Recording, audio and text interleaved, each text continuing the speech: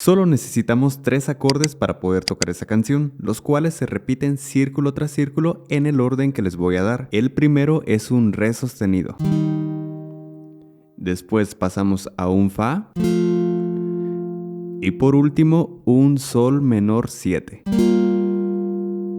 El rasgueo que vamos a utilizar suena de la siguiente manera.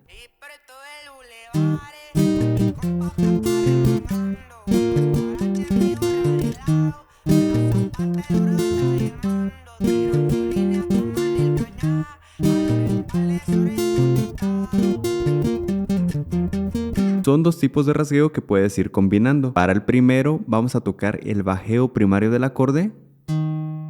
Posteriormente damos un rasgueo hacia abajo marcado.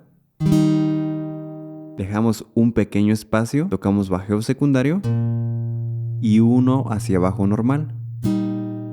Lento suena así. 2, 3.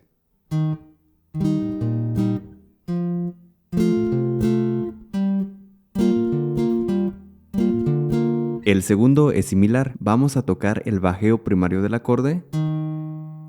Después damos un rasgueo hacia abajo, tocando desde la quinta hasta la tercera cuerda. Uno hacia arriba, normal. Bajeo secundario. Y uno hacia abajo, normal. Lento suena así.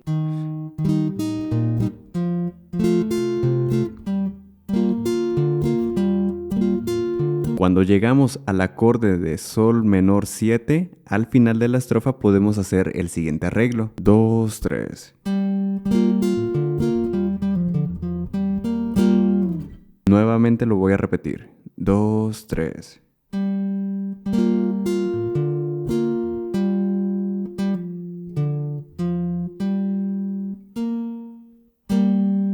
Eso es todo lo que debes saber para poder tocar esta canción. Vamos con una demostración y suena así.